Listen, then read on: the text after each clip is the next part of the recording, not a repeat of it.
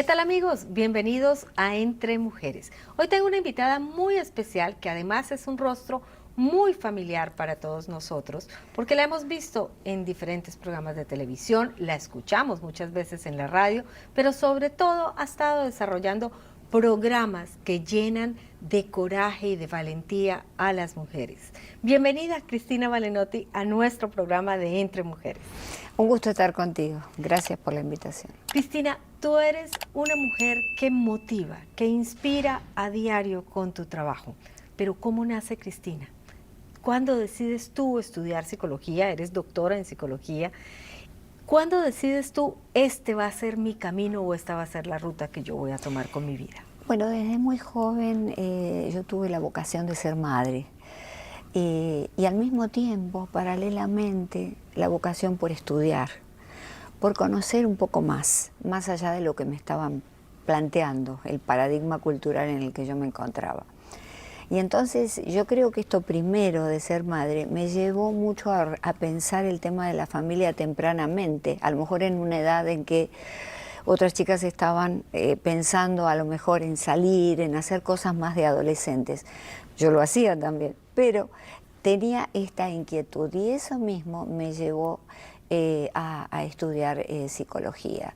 Estudié también filosofía y letras 3 años, paralelamente a psicología, y me decidí por psicología, porque la psicología tiene una misión importantísima, que es la de despertar conciencias.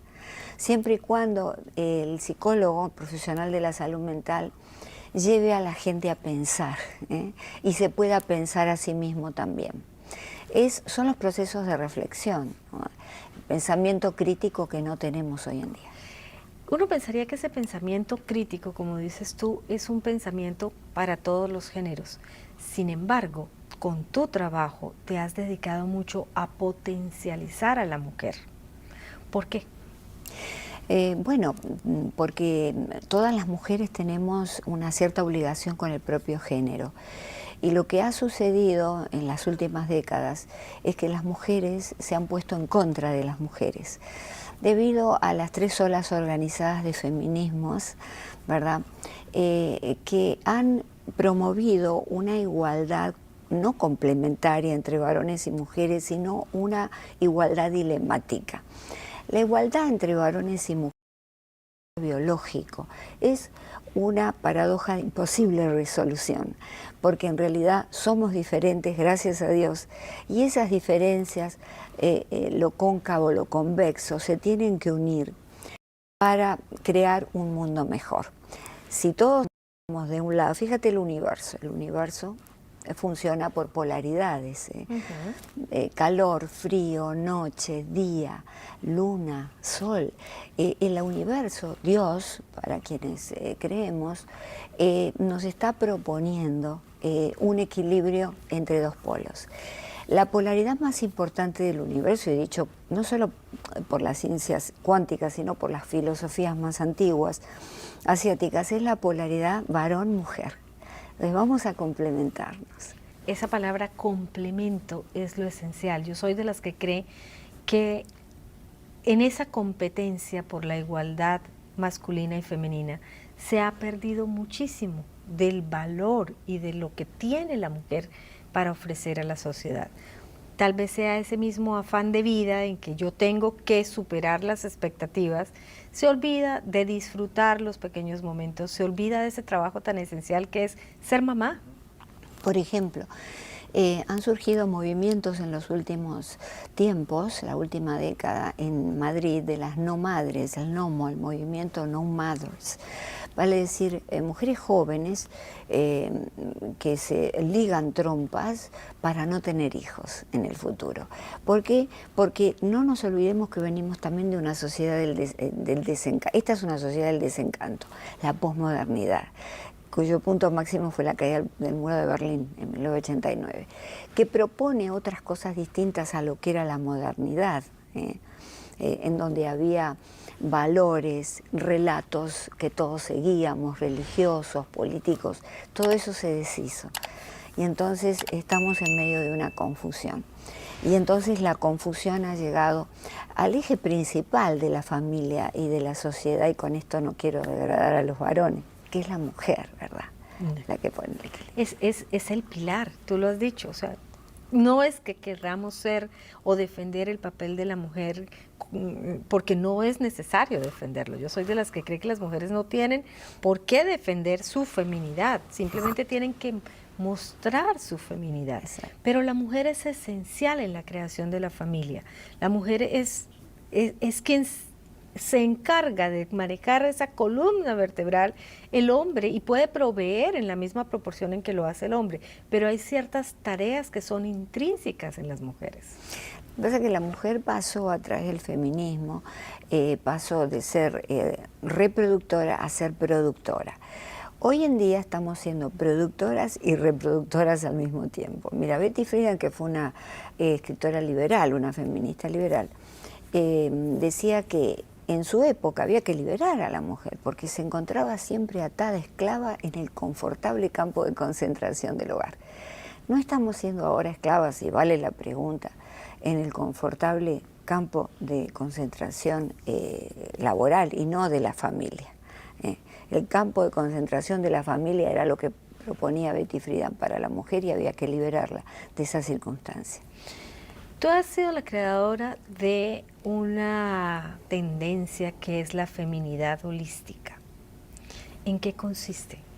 Bueno, holístico es una palabra que hasta hace increíblemente en muy poco tiempo era considerada una mala palabra. Nadie podía decir, bueno, yo soy holístico, tengo una visión holística, pero holístico viene del latín holos y significa todo, a su vez fuente del latín salus, salud, en inglés nos da la palabra health, vale decir que es una palabra integradora y la mujer es la que integra. ¿Por qué? Porque la biología de la mujer, de acuerdo con la visión de feminidad holística, es una biología que lleva a la vida, que lleva a la integración. Nuestros ciclos reproductivos nos marcan esto.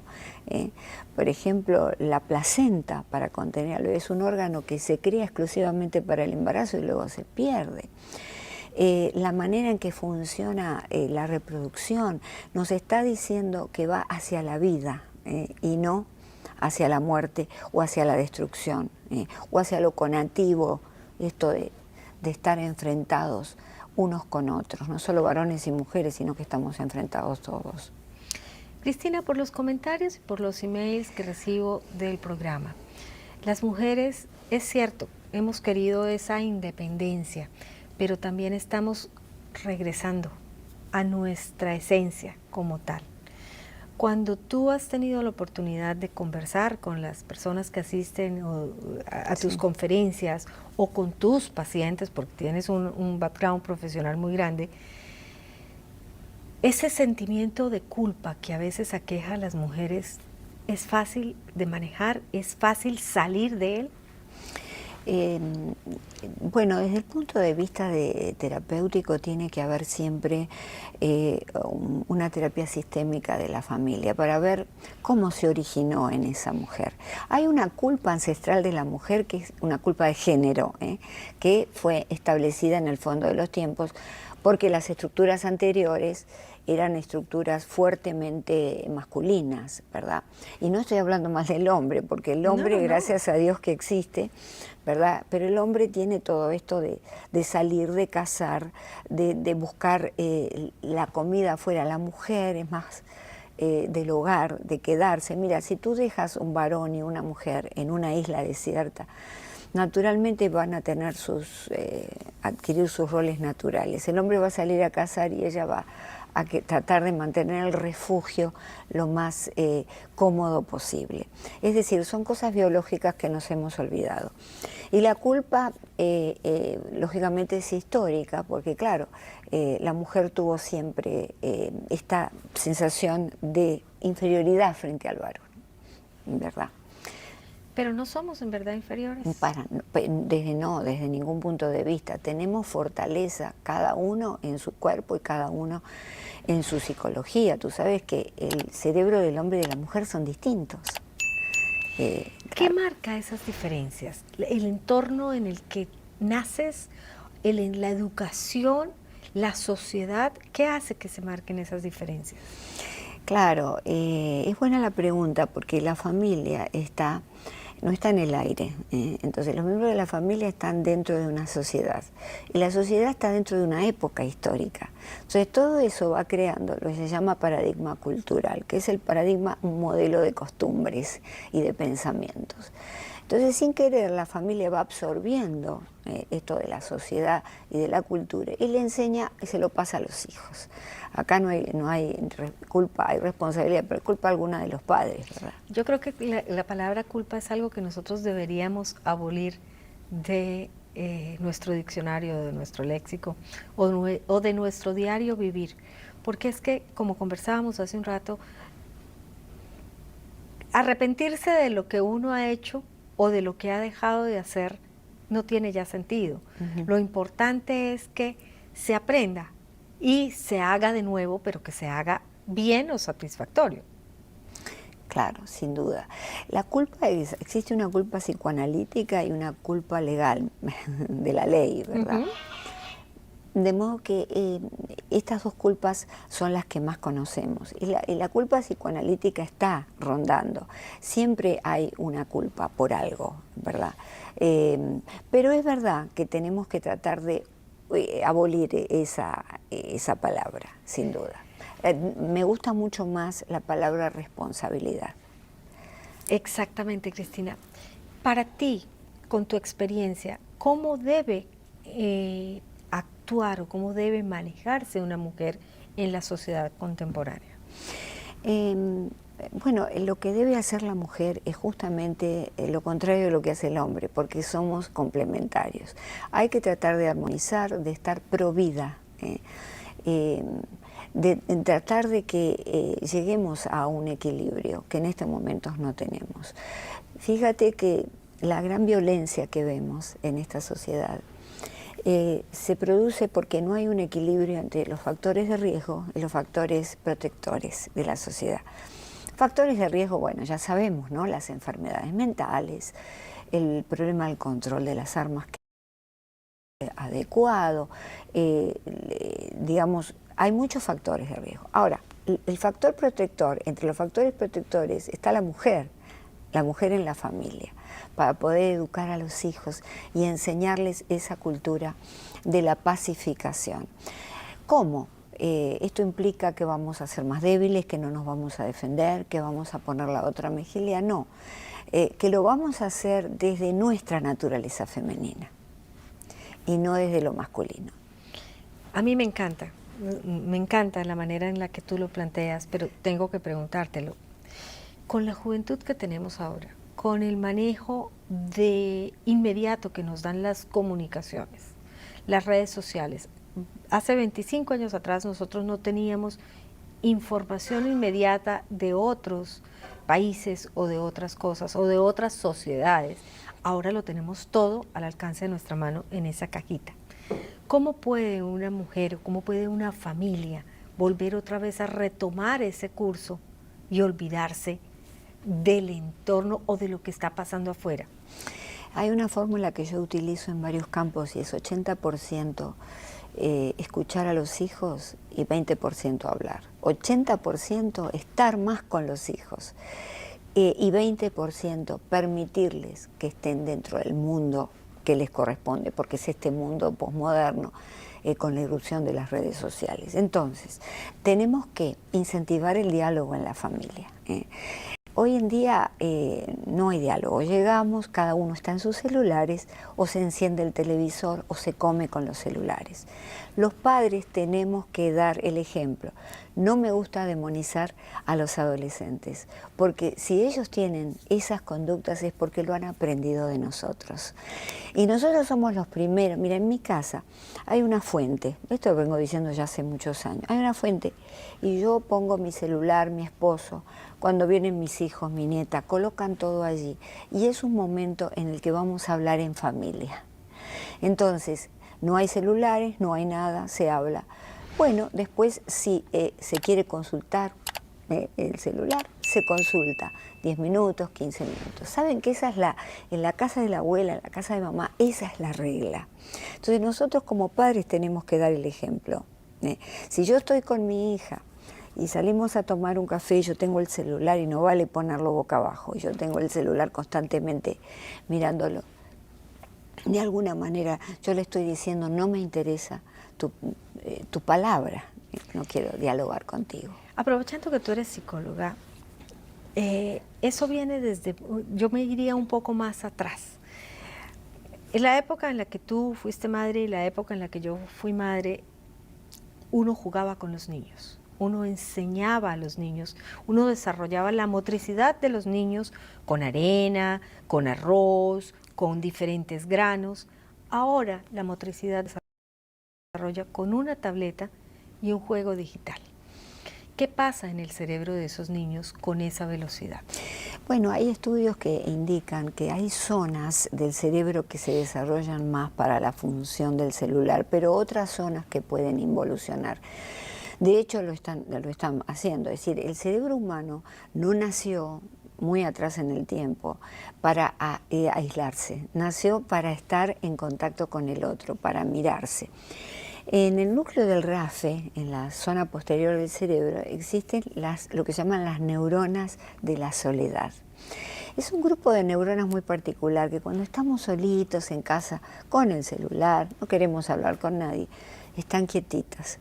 Pero cuando uno sale y se enfrenta, y estoy contigo y hablamos, y estoy con mis hijos y hablamos, resulta que empiezan a activarse enormemente. Y la neurociencia descubre que esas neuronas necesitan estar activas siempre y que nosotros las estamos de alguna manera anulando. Vale decir que estamos modificando nuestro cerebro. Lo peor es que estamos modificando el cerebro de nuestros niños, de nuestros hijos. Si bien hay aplicaciones interesantes que se utilizan para los niños dentro del espectro autista, hay videojuegos y cosas, hay un aspecto que se puede rescatar, pero la mayoría, es decir, a los efectos de lo que estamos usando, celulares, tabletas, no se está deteriorando. Por eso, interesante el punto que has tocado. Antes les enseñábamos con materiales y con cosas a desarrollar su motricidad fina. Ahora lo que tenemos que hacer es lo mismo. Cuando estamos en casa, en ese 80% de estar con los hijos, vamos a jugar con juegos de armar, vamos a jugar a las cartas, vamos a darle a nuestros pequeños cartones cortados en distintos tamaños, para que ellos se hagan el cochecito, para que se hagan sus juguetes. No les compremos cosas electrónicas. Cuando mi nieta, que tiene 13 años, tenía 3, 4 años, yo me quedaba con ella. Hacíamos un fuerte. ¿Sabes cómo hacíamos un fuerte? Nos poníamos abajo de la mesa con unas mantas arriba, estábamos adentro del fuerte y imaginariamente tomábamos el té allí, porque otra de las cosas que se ha perdido es el desarrollo de la imaginación. Exactamente, exactamente. La gente, los muchachos de ahora tienen una culpa o tienen una carga que les echan la culpa permanentemente de que se la pasa pegado al celular. No quiere conocer sino el mundo de la tableta o el mundo del celular. Pero es que ¿de dónde es el pensamiento? Del tiempo que como madres o que como padres, porque no es solamente una responsabilidad de la madre, sino de la familia como tal, el tiempo de compartir con ese muchacho, el tiempo de enseñarle que el mundo no está en esa cajita. Exactamente. Y con respecto a los juegos, yo vengo de la época de que se jugaba al caballito con un palo de escoba. Era una escoba la que los niños se montaban e imaginaban un caballo. Les estamos anulando la imaginación, que es uno de los recursos más importantes de la mente. En los últimos años se ha descubierto que necesitamos tener imaginación. Por eso, hoy en día, vamos a tener chicos muy tecnologizados o vamos a dar adultos muy tecnologizados, pero no grandes científicos, no grandes inventores, porque la imaginación te lleva a la invención, y la imaginación no es fantasía, la imaginación te lleva a la invención. Entonces es importante incentivar todo esto, salir, andar en bicicleta, tener charlas. un pequeño, si me permites, Claro. un pequeñito acotación. Si tú no estás, tú no, pero vamos a hablar a la audiencia femenina. Si no están acostumbrados a hablar con los hijos y llegan y todos estamos mudos con el celular, este es el consejo. Dejamos los celulares y le decimos a nuestro hijo, ¿qué tal? ¿Cómo has estado? Y ellos no van a contestar nada, porque no están acostumbrados a contarnos nada. Pero empecemos a contar nosotros nuestro día. A mamá le fue muy bien, hoy me encontré con un amigo, hoy tuve este tema o este problemita en el trabajo.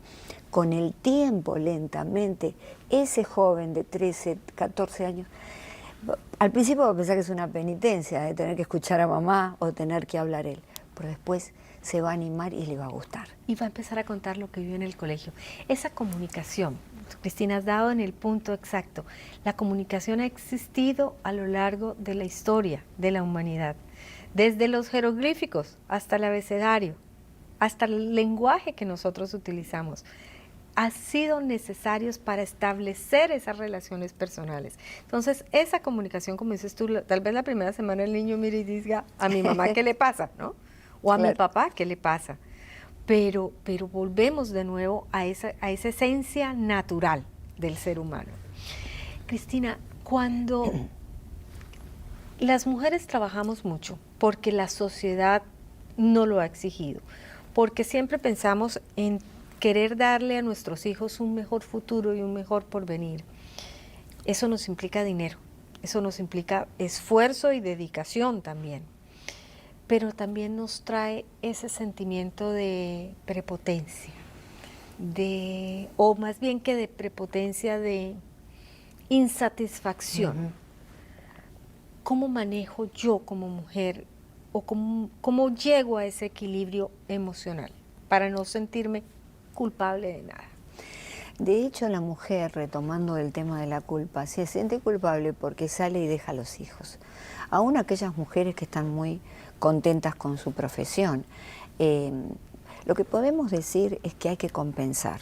Los fines de semana yo sé que representa un sacrificio, pero tenemos que sacarle tiempo al tiempo y tiempo a nuestros deseos personales. Vale decir, el tiempo a leer un libro, tenemos que estar con nuestros hijos. Dividir mejor ese tiempo libre. La televisión es un gran entretenimiento en el caso de estos programas, por ejemplo. No todo es bueno, pero es un entretenimiento. No podemos estar todo el día con el televisor encendido. Tenemos que apagarlo en ciertas ocasiones, poder charlar con los chicos, o inclusive si ya hemos estado con ellos y nos sentimos alimentados, porque cuando uno está con los hijos siente la misma sensación que cuando comimos bien. Estamos, no me gusta esta palabra, no está en el diccionario, pero está una sensación llenante en la que estuve, bueno, entonces en ese momento tomo un libro y puedo leer con mi esposo o sola o hacer una actividad para mí. Es una cuestión de salir de la mente. Cuando llegamos a casa, no tenemos que estar en piloto automático. Seguimos con el tema del trabajo, seguimos con el celular, así como en muchas casas se sacan los zapatos. Bueno, hay que sacar de la cabeza todo lo que ocurrió en el día y estar en el presente. Ese es el carpe diem romano. No es vivir el día, gastarse todo el dinero como se cree. El carpe diem romano es estar presente. Yo ahora estoy presente contigo y yo en mi cabeza no estoy pensando, bueno, cuando salga acá a ver si llueve. Eso no es vivir el día. Tengo que estar presente contigo y focalizada. Eso no es vivir, exactamente. Cuando las mujeres decidimos llegar a ese mercado laboral, ya nuestros hijos tienen una edad en la que pueden valerse por ellos mismos. Ahí es cuando se generan una serie de conflictos porque la familia o el hombre piensa que la mujer está abandonando su rol familiar. Claro, serían dos respuestas. La primera es que nosotros nos han impuesto a la sociedad los paradigmas culturales, una especie de rol de Mujer Maravilla. No sé si recuerdas la Mujer Maravilla. Sí, claro. Bueno, en la Mujer Maravilla nosotros tenemos que estar flacas, ser buenas amantes, tener los hijos bien, hacer la tarea con ellos, trabajar, ser reproductoras y ser además generadoras de dinero. Y nosotros hemos comprado eso que es una pesadilla para la mujer en realidad. Lo hemos comprado porque creemos que de esa manera nos valemos, somos mejores personas y levantamos nuestra autoestima, porque estamos proveyendo al hogar. En muchos casos, mujeres que pueden quedarse no se quedan. Yo no estoy hablando de la gente que necesariamente no ha sabido organizar su familia, a lo mejor, previamente, y entonces tiene que salir. Acá viene otra cosa que me gustaría contarte. Es un poco antipático, pero tenemos que decirle a nuestras hijas pequeñas: si tú tienes que salir a trabajar porque amas tu profesión, porque te enganchas con tu profesión, demora la maternidad, porque no se pueden las dos cosas, es muy difícil. Es muy difícil y le produce a la mujer un gran estrés. Entonces, demoremos, esto es a futuro, ahora ya estamos en la estructura esta, pero esto es a futuro, demoremos la maternidad. No mucho, pero sí por lo menos nos recibimos, hacemos los primeros años y después, o de lo contrario, tenemos un niño, pero hacemos un trabajo virtual, le dedicamos, trabajamos part-time para estar más tiempo con ellos. No hay otra cosa, la calidad es muy buena, pero el tiempo también. Entonces es muy importante esto. Y yo sé que esto se puede porque yo lo he hecho, yo he dejado. Mira, te voy a comentar algo. El primer año de vida extrauterina de un niño es todavía considerado embarazo psicológico, debe mantenerse el embarazo psicológico. Y ahí surge la teoría del porteo, la mamá que tiene que llevar como en las grandes comunidades primitivas, que llevan portando con telas al niño. El niño tiene que seguir sintiendo por un año más para madurar adecuadamente la voz de la mamá, el latido cardíaco, la respiración, el ritmo al caminar. Y nosotros, apenas nace el niño, a los 3 meses lo dejamos, y nos vamos a trabajar. Y total lo dejamos con nanis o lo dejamos con la abuela que ya está cansada. Hay abuelas que no están cansadas, ¿no es cierto? Y estamos contentas de poder, digamos, contribuir con el hijo. Pero en lo posible, esto sería la limpieza que tenemos que hacer, así como vamos al desván y a veces limpiamos las cosas que ya no usamos hace mucho tiempo. Esto es lo que debe haber, una especie de sanidad de la salud psicológica de la familia a través del replanteo de la posición de la mujer. Yo comparto totalmente tu posición, pero te pregunto, es cuando la mujer decide postergar su maternidad o ese deseo de ser madre, luego le viene un sentimiento de ya no puedo, ya no voy a tener esa alternativa de tener hijos, va a ser bien complicada. Yo creo que es toda una cuestión de balance. Cuando el niño, por ejemplo, duerme, podemos estudiar.